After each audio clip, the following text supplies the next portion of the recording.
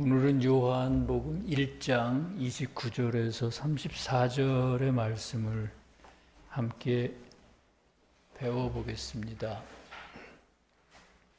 말씀을 읽겠습니다. 요한복음 1장 29절에서 34절입니다.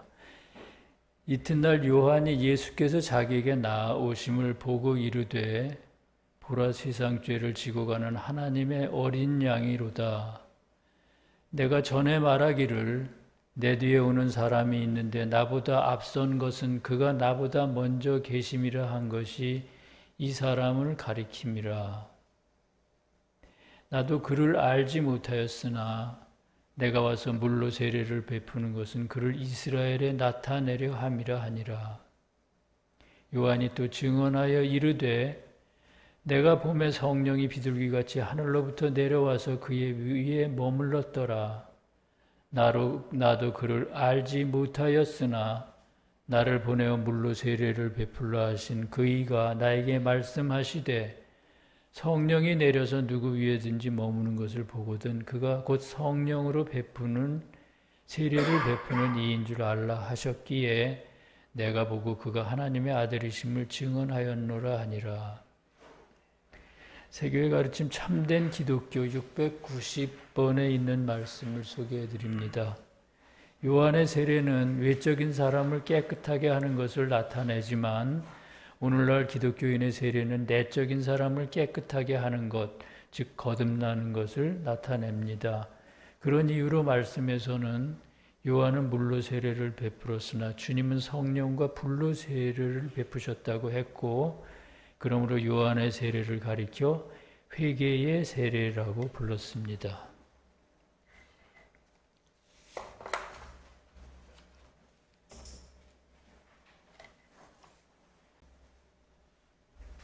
말씀을 그냥 문자적으로만 보면 주님에 관한 이 성경이 주님에 관한 글이라는 생각이 전혀 들지 않습니다.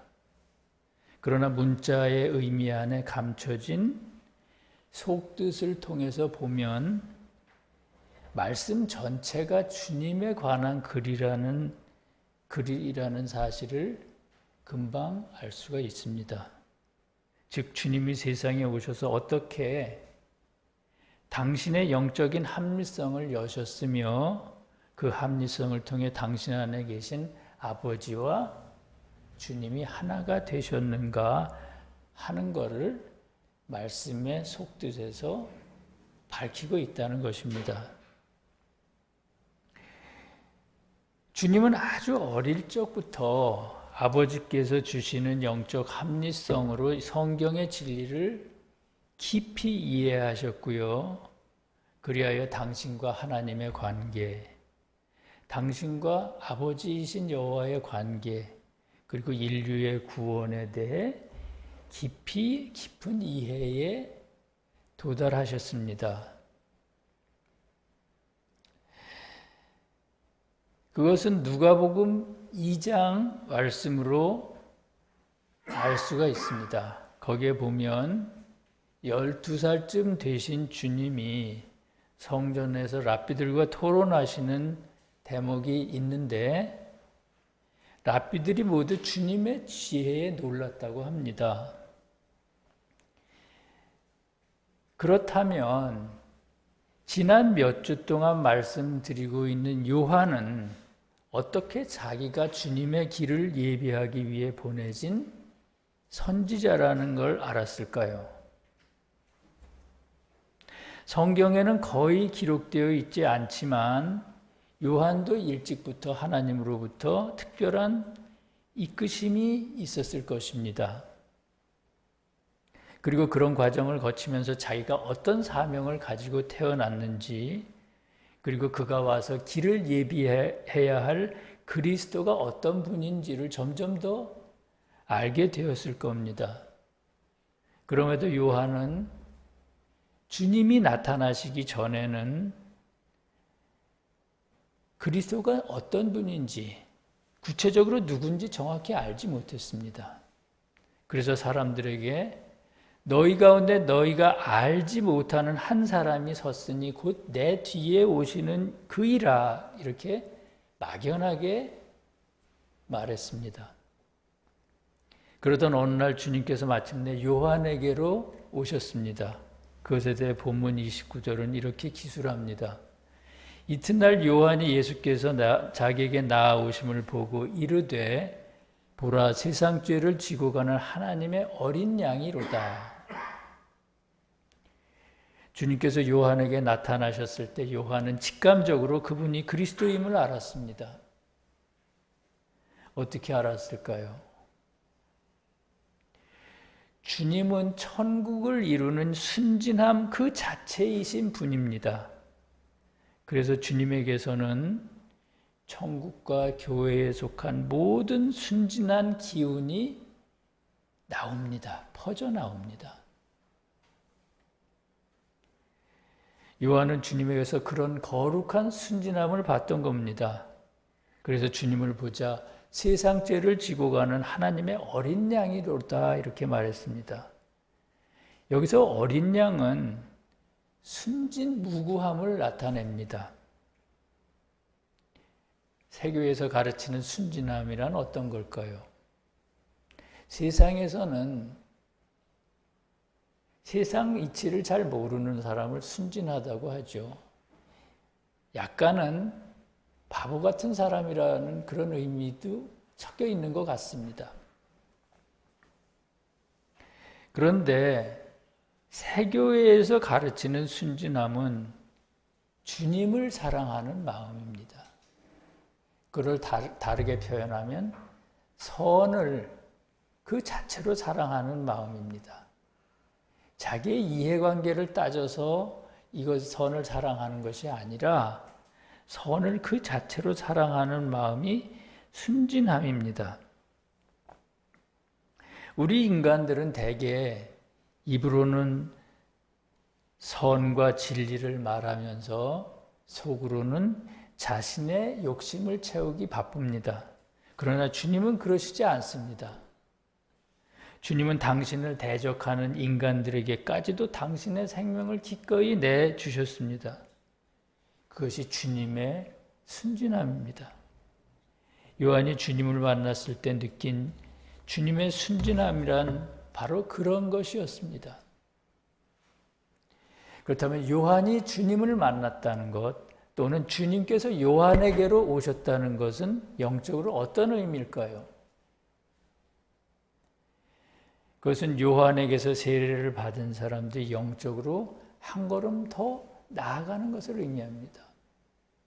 다시 말하면 요한으로 표상되는 말씀을 통해 새로운 신앙을 가지게 된 사람들이 자신의 그 신앙 안에 순진함의 선이신 주님을 모시는 것입니다.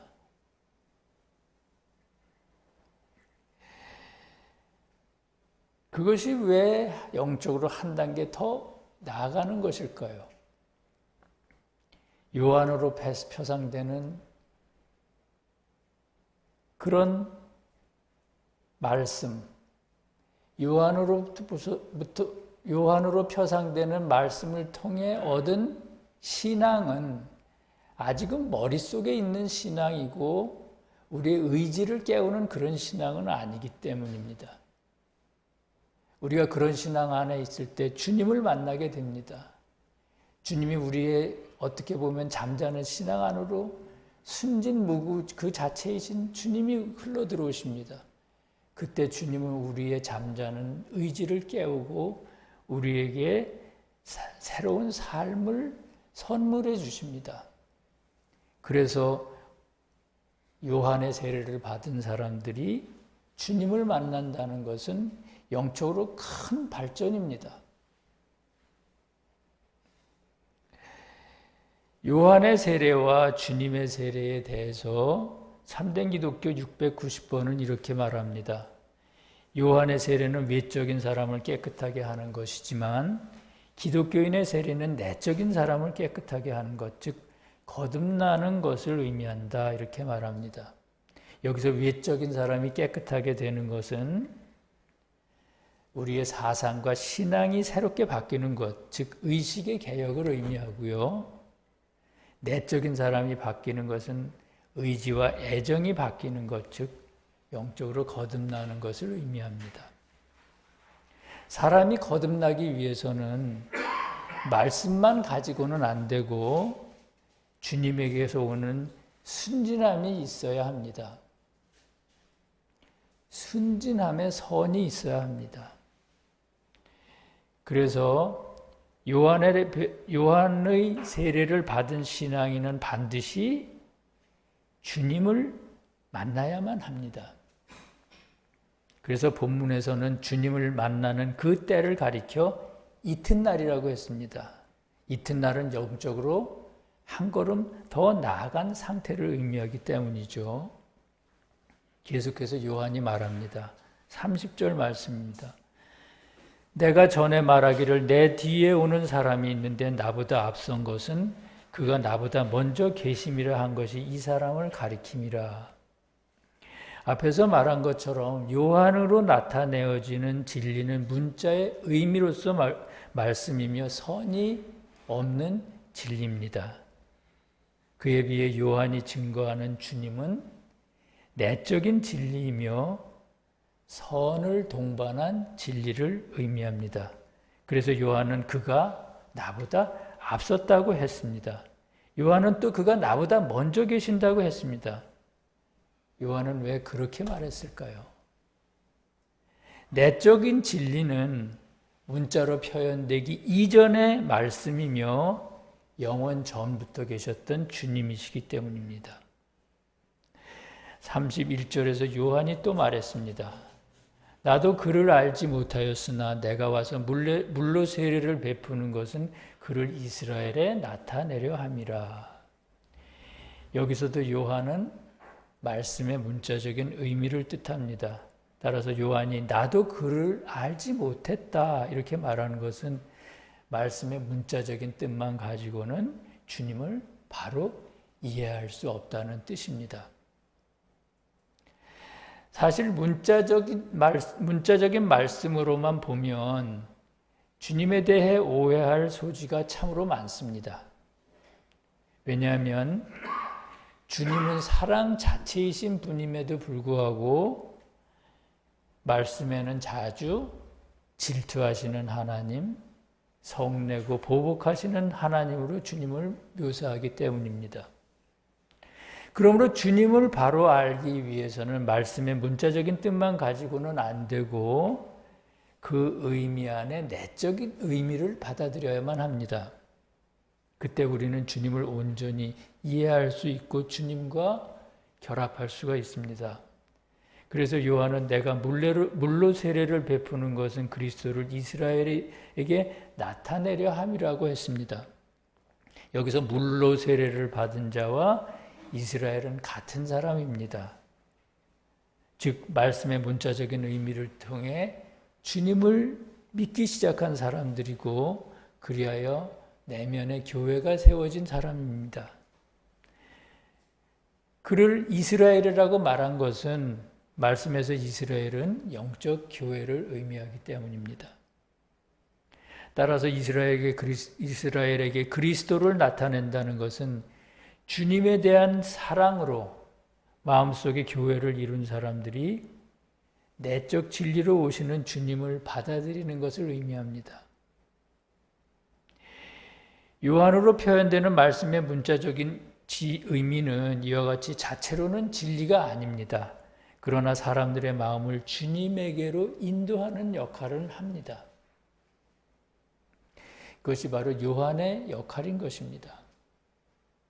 마지막으로 33절에서 요한이 말했습니다. 나도 그를 알지 못하였으나 나를 보내어 물로 세례를 베풀라 하신 그이가 나에게 말씀하시되 성령이 내려서 누구 위에든지 머무는 것을 보거든 그가 곧 성령으로 세례를 베푸는 이인 줄 알라 이렇게 얘기합니다. 요한이 한 번 더 나도 그를 알지 못했다고 말했습니다. 앞에서 말한 것처럼 이 말은 말씀의 문자적인 의미만 가지고는 주님을 바로 이해할 수 없다는 뜻입니다. 또는 다른 의미로는 말씀의 문자적 의미만 가지고는 진리를 제대로 분별할 수 없다는 뜻이기도 합니다. 주님 당시에도 그랬고 오늘날에도 그렇고 진리이신 주님을 가장 미워하고 대적했던 사람들은 말씀을 가진 교회에 속한 사람들이었습니다. 그것만 보더라도 말씀의 문자적인 의미만으로는 진리를 제대로 이해할 수도 분별할 수도 없다는 사실을 알 수 있습니다. 그렇다면 무엇으로 우리는 어떤 진리가 참인지를 분별할 수 있을까요?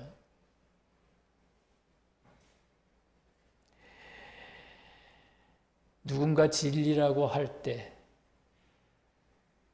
누군가 자기가 진리라고 말할 때, 또는 누군가 스스로 그리스도라고 할 때 그의 위에 성령이 머물고 있는가 하는 것을 봐야 합니다.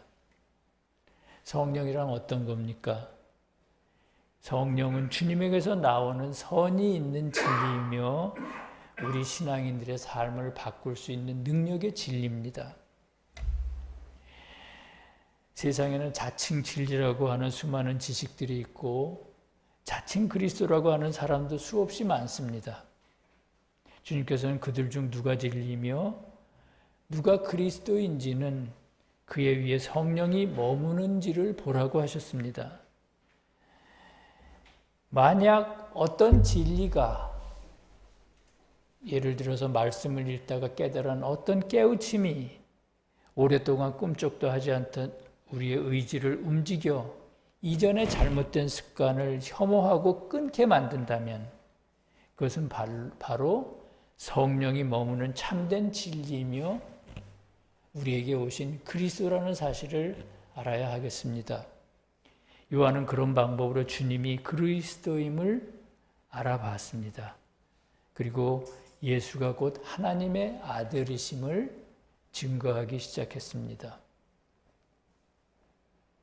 사랑하는 성도 여러분, 신앙인들 가운데는 요한의 세례를 받고 나서 한 걸음도 앞으로 나가지 못하는 사람들이 참으로 많습니다. 우리 세교회 안에 있는 분들도 마찬가지입니다. 저도 그렇고요. 여러분들도 마찬가지입니다. 어떤 분은 세교회는 내적 진리 안에 있는 교회이므로 이미 주님에게서 성령의 세례를 받은 게 아니냐 이렇게 말하는 분들도 있습니다. 그러나 말씀의 문자적인 의미가 완전한 진리가 아닌 것처럼 우리가 아는 말씀의 내적 의미 역시 완전한 진리는 아닙니다. 그것은 개인의 거듭남에 비례해서 영원히 완성되어 가야만 할 진리입니다. 그러므로 문자적이든 내적인 것이든 우리가 아는 진리로 삶이 바뀌지 않는다면 자신의 생각과 애정들을 깊이 들여다봐야 할 것입니다. 왜 악을 끊고 선을 향해 나아가고 싶지 않겠습니까? 우리가 그러지 못하는 이유는 주님의 말씀처럼 마음은 원이로되 몸이 말을 잘 듣지 않기 때문입니다. 많은 사람들이 매일 주님이 오시기를 바랍니다. 주님이 베푸시는 성령과 불의 세례를 받고 새로워지기를 고대합니다. 우리에게 그런 갈급함이 점점 차올라야 합니다. 그래서 그것이 끝까지 차오를 때 어느 날 문득 주님께서 특별한 깨달음으로 우리에게 오십니다. 마치 군중 사이에서 주님이 요한에게로 나오신 것처럼 그렇게 오십니다. 만약 그 새로운 깨달음으로 우리의 삶이 점진적으로 바뀌기 시작한다면 우리는 비로소 성령으로 역사하시는 주님을 만난 것이라고 볼 수가 있습니다. 서울세교의 모든 성도들과 이 진리를 사랑하는 모든 이들에게 주님의 그런 은혜가 함께 하시기를 간절히 기도합니다. 그들이 어린 양과 더불어 싸우려니와 어린 양은 만주의 주시요 만왕의 왕이심으로 그들을 이기실 터이라. 아멘. 함께 기도하시겠습니다. 사랑의 주님, 무더위가 계속되는 가운데 많은 성도들이 예배에 참석함을 감사드립니다. 오늘 말씀을 배우면서 부끄러운 일이 참으로 많았습니다. 세교의 진리를 안 지 벌써 오래되었는데도 삶의 변화가 별로 없다는 것이 슬프고 안타까웠습니다. 주님, 저희들이 자신의 마음을 구석구석 돌아보게 하시고 진심으로 회개하게 하시옵소서. 진정한 회개는 인간의 힘으로는 되지 않고 성령으로 역사하시는 주님의 능력으로만 이루어질 수 있는 일입니다. 그러니 주님께서 저희의 생각과 의지 가운데로 오셔서 이제는 변하게 하시옵소서. 저희들의 모든 말과 행동 위에 성령이 머물게 하시고 그리하여 이 교회의 거룩한 변화들이 일어나도록 주님 축복하여 주시옵소서. 나라와 권세와 영광이 우리 주 예수님께 영원히 있사옵나이다. 아멘.